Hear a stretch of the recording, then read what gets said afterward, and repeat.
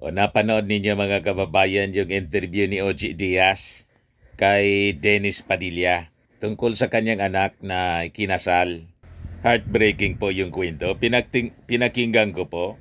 Talagang nakakaiyak po. Ayan po. Sabi dyan sa balita, ang ganda ng bride, Claudia Barreto, finally kinasal na sa kanyang long-time boyfriend na si Mr. Basti Lorenzo. Ayan po.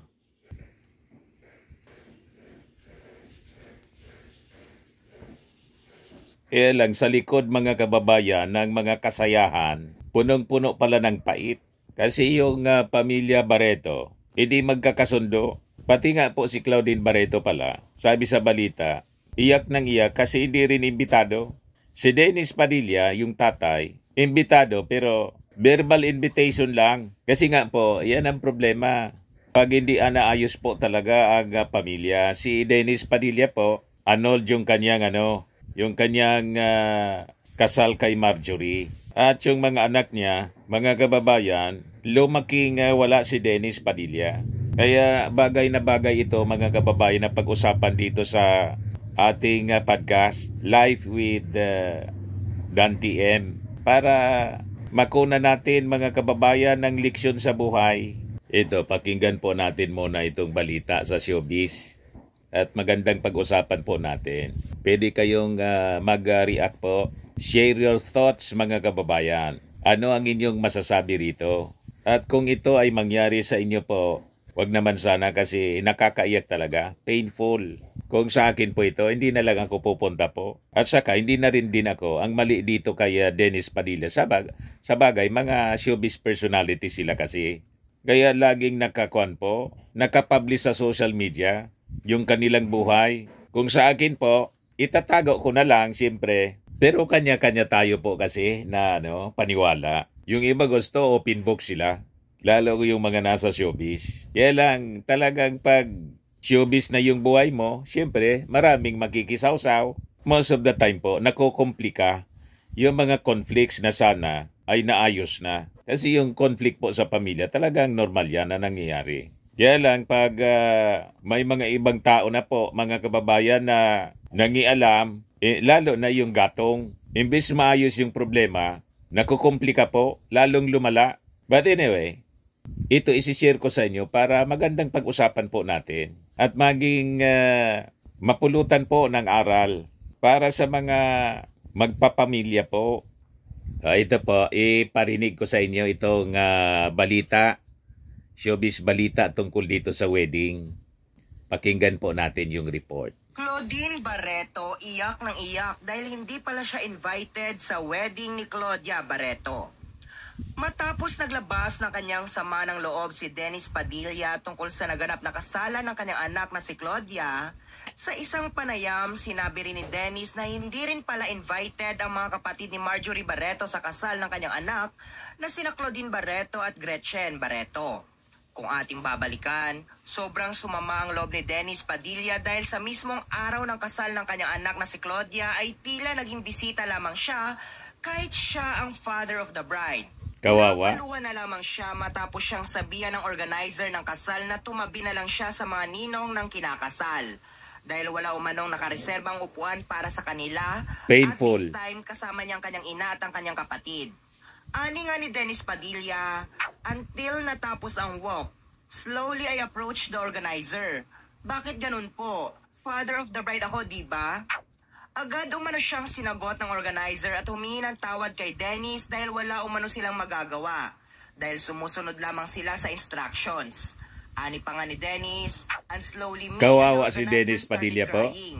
She whispered me, we just follow the instructions. And pasensya na po. We feel you po.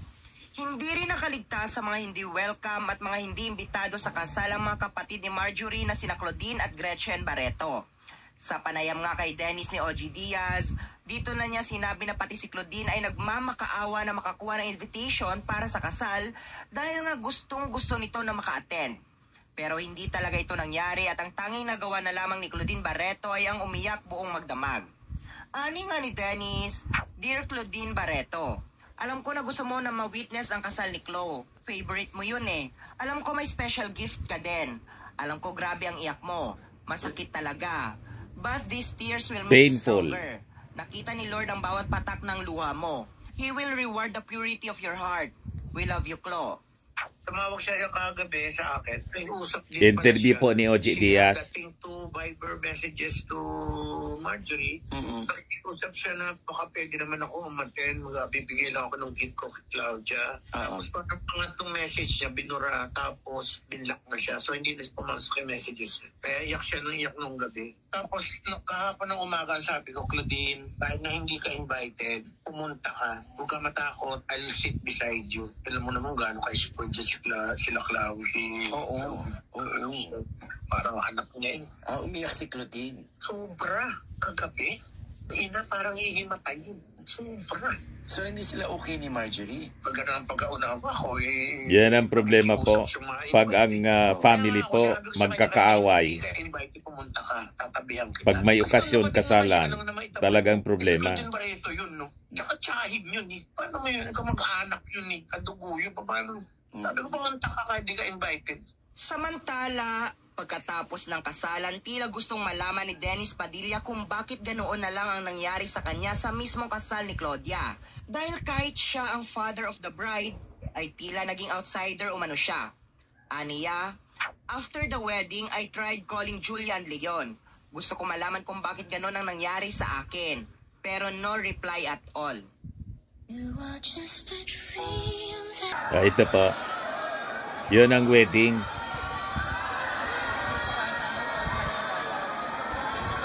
Pag tiningnan mo, napakasaya, oh. Di ba? Pero sa likod ng mga kasayahan sa okasyon po, nandun ang pains. Kasi magkakaaway.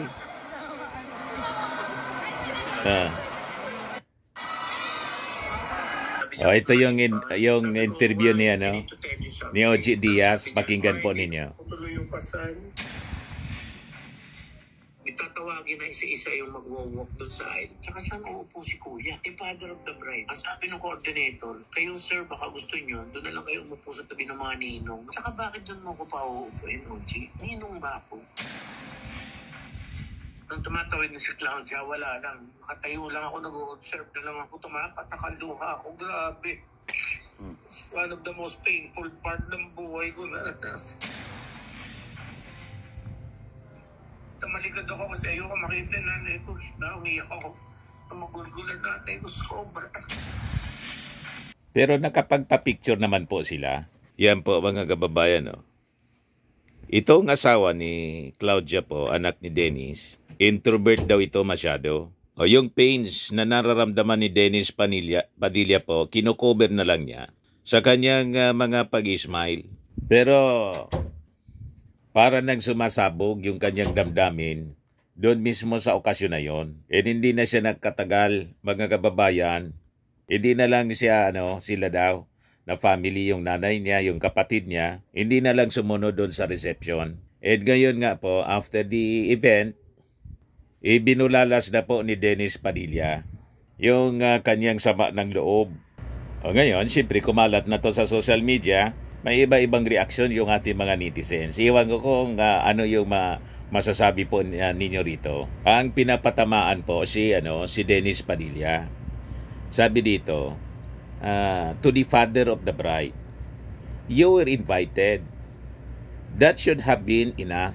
Ang gusto kasi ni Dennis Padilla, kasi inimbita naman siya, gusto niyang lubos-lubusin na bilang tatay, karapatan niya na siya dapat naghatid sa kanyang anak sa altar. Kaya lang nga po, may mga problema, may conflict, yung away-away, kaya nga na po, nagkahiwalay sila ng mag-asawa ni Marjorie. Kaya ito mga kababayan, nangyari ang napaka-painful na experience.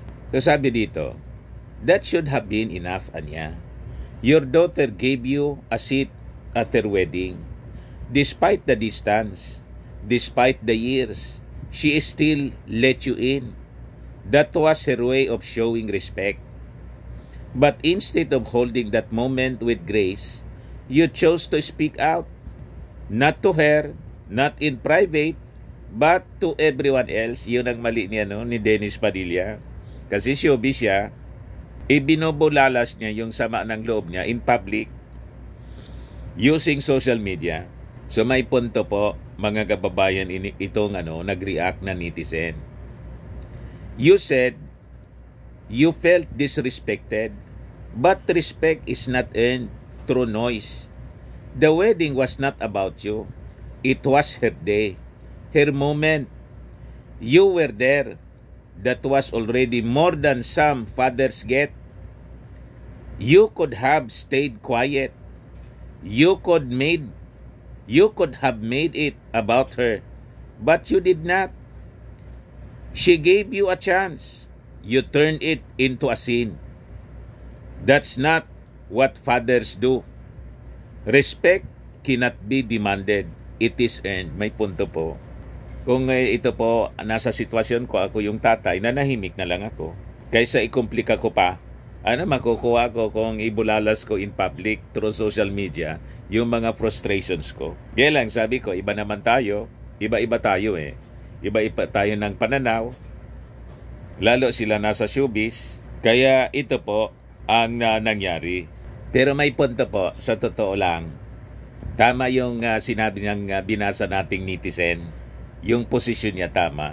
Yung mga conflicts, mga kababayan, lalo na sa pamilya, should be resolved in private po. Hindi kailangang ipangalandakan mo sa kapitbahay, pangalakdakan mo sa buong mundo. Kaya lang ito, nauso kasi yung social media. Kaya mga sama ng loob, laging nakapublish. Ako po, may mga sama din ako ng loob, pero hindi ko pinapublish. So bakit mo gagawin yon? May mga differences, may mga conflicts, misunderstanding with the family, pero ba't kailangang malaman ng mga kapitbahay? Tama ba? O ngayon, dahil sa sa publiko, mga kababayan ni Dennis Padilla, sa kanyang damdamin, dahil sa nangyari pong kasalan, hindi siya binigyan ng pagkakataon na mayatid sa altar, yung usual na ginagawa ng tatay. At saka wala nga siguro siya sa kasi iniingan daw niya ng official invitation, walang ibinigay, verbal lang. So, madaling sabi, malamang sa malamang, wala siya sa program. You see? Ngayon, binalikan ng mga netizens yung naunang mensahe ng kanyang anak na si Leon Barreto. Tatlo yung anak ni Dennis.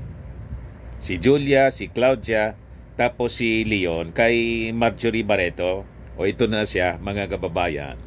Sabi rito, message ni Leon Barreto para sa amang si Dennis Padilla, binalikan ng netizens. Ayan po. Magandang i-share ko po ito sa inyo para magsilbing aral sa mga tatay na tulad ni Dennis Padilla. Sabi rito, umani ng iba't ibang komento mula sa netizens nang angkinin ang ungkatin ang old IG post ni Leon Barreto noong 2022 para sa kanyang ama na si Dennis Padilla, kung saan nakiusap siya sa kanyang papa na sana sa tuwing mayroon silang hindi pagkakaunawaan ay wag na umanong idaan ni Dennis na i-post pa sa social media dahil puro pambabas na lang ang natatanggap nilang magkakapatid mula sa netizens. Kita niyo, tama din, mga kababayan, tama yung aking damdamin, yung aking sinasabi, na ang problema sa bahay, wag ninyong tutularan ito. Ugali ni Dennis Padilla, kaya tingnan ninyo, gulo yung kanyang buhay. So wag na dapat sinisir sa publiko. Di ba? Nakukomplika. Siyempre, napapaya, pati yung mga anak. Sabi dito ng anak ni Dennis Padilla, si Leon Barreto, Dear Papa, I've been contemplating whether I should write this to you. And if this is even the best way to do so. But it seems that social media is your preferred way to reach us. So maybe I can try it too. sorry if I was not able to greet you a happy birthday, a happy Father's Day. It's always been an awkward day for us because we never seem to know where we stand with you every year. So I've always envied people pala. I've always envied people who never even have to think twice about greeting their dads a happy Father's Day. For the past 10 years, we have been trying so hard to slowly rebuild the bridge you continuously burn every time you talk about our private matters in your press cons, interviews, and social media. Papa, why does it seem like you enjoy hurting your kids in public? You see? Natingin ko, ang may sala rito, yung tatay, masyadong showy, masyadong papansin mga kababayan, itong si Dennis Padilla. Hindi man kailangan ipangalandakan mo yung mga problema ninyo sa pamilya. Ito, sumulat sa kanya. Tapos inulit na naman niya ngayon. Sa kasal pa ng kanyang anak, hindi na lang nanahimik, hindi makapagpasensya. So sabi ni Leon Barreto, isa pa hindi kinikiri yung apelyido niya na Padilla, di ba? Madaling sabi, ikinakahiya siya ng kanyang mga anak. So sabi ni Leon Barreto, why do you keep posting cryptic posts about us and allow people to bash us on your own Instagram page? Do you think it does not pain all of us to not feel protected by their own father? Is it not that we don't want to talk to you? It's not that we do not want to talk to you, but the few times that we do to resolve the issues, you communicate by shouting, cursing, and using hurtful words that traumatize us. So ang problema talaga po kay Dennis, sa tingin lang po natin, masyadong mayabang at hindi niya naintindihan, naintindihan niya siguro lang yung feeling niya. Hindi niya naintindihan paano naman yung feelings ng kanyang mga anak. Ayan malakas ang dugo ng mga Barreto. Yan ang anak niya na si Leon. Yan ang sulat mga kababayan. Ayaw niya sana ito na i-publish, kaya lang mas pinipili ni Dennis Padilla na yung mga problema laging nakapublish. So sabi ni Leon, is public sympathy really more important to you than your own children? Your words have the power to destroy your children, Papa. For years, I watched my sisters get torn into pieces because of your false narratives, and not once did they ever explain their side, nor speak negatively about you in public. It's exhausting, Papa. As the only man in the family, this is me stepping up to protect my sisters. I need you to know that I want nothing else but to move forward in the safest and healthiest manner possible. I want peace, Papa. You cannot please stop. How can you please stop resorting to public shaming when things don't go your way? I long for the day when I can greet you a happy Father's Day and know that it comes from a place of gratitude and healing. Leon. May problema talaga po sa tingin ko lang nang binabasa ko yung kwento tungkol dito sa wedding ng kanyang anak at nang hindi siya pagbigyan ng tingin niya importance dahil in-invite nga siya pero hindi siya yung naghati doon sa altar sa kanyang anak. Imbis pag-usapan na lang nila in private, ayun, dumakdak na naman po. Nagpa-interview kaya nagpa-interview kay Ochi Diaz. Sinisira talaga po ni Dennis Padilla yung kanyang pamilya. Tapos paawa siya ngayon, paiyak-iyak. Kaya pati yung mga netizens po, yung sympathy, hindi man sa kanya. Nandun ang sympathy, mga kababayan, sa kanyang anak. Moment niya yun ni Claudia. Bakit hindi ka na lang nanahimik? Ayun pala, may experience na ganon. Matagal na, 2022 pa yun mga kababayan, na post ni Leon. Napapaya sila kasi lahat na lang pinapublish yung mga damdamin niya. May mga cryptic messages na pinapalabas. Walang utang na loob yung mga anak. Hindi siya kinikilala. Gusto na rin sana ng mga anak na magkaayos na sila. Pero sa ganito, lalo mga kababayan na nasasaktan yung mga bata. So, ano po yung thoughts ninyo dito sa controversy trending na balitang ito ngayon? Post your comments mga kababayan ko. Anong masasabi po ninyo? So tamang-tama ito na nating napag-usapan dito sa ating podcast, Life with Dan TM. Bye-bye po!